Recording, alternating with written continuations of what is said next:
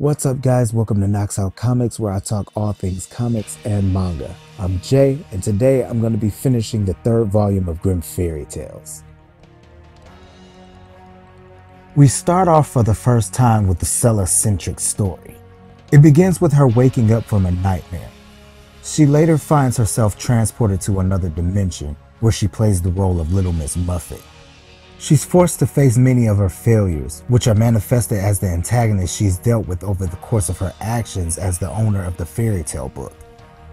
After facing a giant spider that trapped her in its web, she meets the man that gave her the fairy tale book, Shang. He wants her to find the right path again, the way in which she's helped so many. Sella isn't having it though. She says she's tried helping others for years, but lately she feels like it's a waste of time and energy.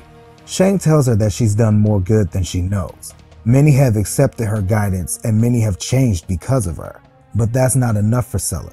She says not enough of them have, and too many of them have been nothing but selfish pigs. A nod to the last story. Shang tells her that while it may not look like she's making a difference, she is. The world is a better place because of her. Sella scoffs, saying she stopped believing in hell because she can't fathom a place worse than Earth. And what better demon to populate this hell than man? She believes the human race is doomed and there's no hope for humanity. She's surprised it took her so long to figure it out. Shang tells her that although humans are capable of the most evil acts imaginable, they're also capable of rising to incredible heights with acts of kindness and compassion.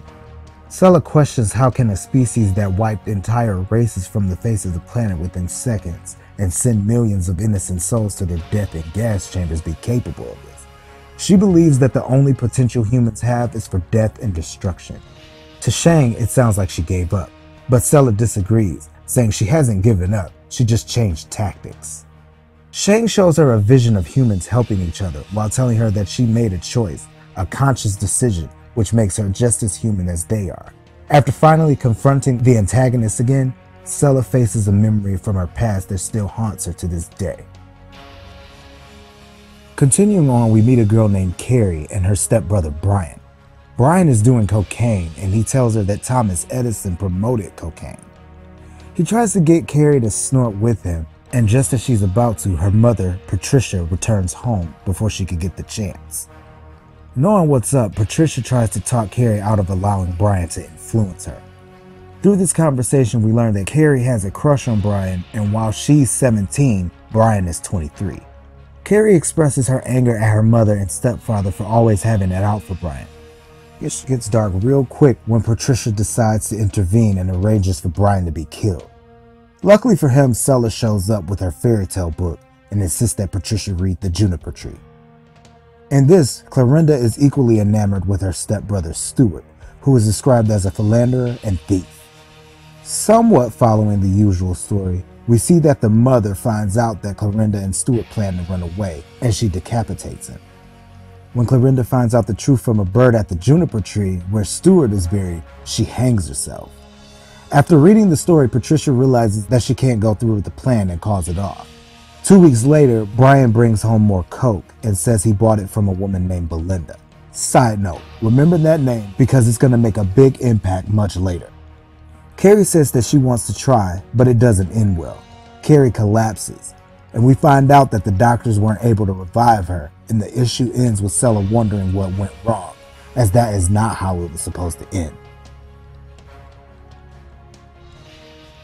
We cut back to Shang telling Sella that she's not responsible for the choices of the people she tries to help. She can't make them choose the right path. Sella asks him what's the point of having powers, and asks to know a time and where the people he mentioned she's helped are. And through flashback, Shang tells her about a boy she helped named David. He's being bullied, and later on when he's alone on a swing, she joins him, offering him to help. She tells him the story of the 3 billy goats Gruff, and encouraged by the story, David stands up to his bully, learning to have courage. But we learn that he died years later, which Sella doesn't understand how she helped if he died because of one of her lessons. Through another flashback, we're shown David at 19 years old, and he's now a soldier in the Gulf War. While he's barraged with gunfire and a grenade is launched near his team, David bravely jumps in to prevent the blast from killing anyone else, sacrificing himself and also teaching his crew courage, specifically his teammate Marcus Jenkins. We learn that 5 years later, in a train station, a young student who suffered from epilepsy had a seizure and fell onto the subway rails. Had it not been for the lesson that Marcus learned, that student wouldn't be alive today, and Marcus saving the student taught the bystanders courage as well. The student holds on to this moment, and it becomes the basis for everything he does in his life. Shang goes on to say that that student became one of the greatest directors of his time, making movies that inspired even more people, and it was all because Sella taught one little boy courage. The issue ends with Sella breaking down, remorseful of her actions. Shang reminds her that mistakes are part of being human, and that learning from your mistakes makes you a better human. And that covers the third volume. So much more happens, and I'm definitely going to be covering them. So if you like this video and want to hear more, hit like, subscribe, and click on the notification bell. Talk to me in the comments, and I'll see you guys next time.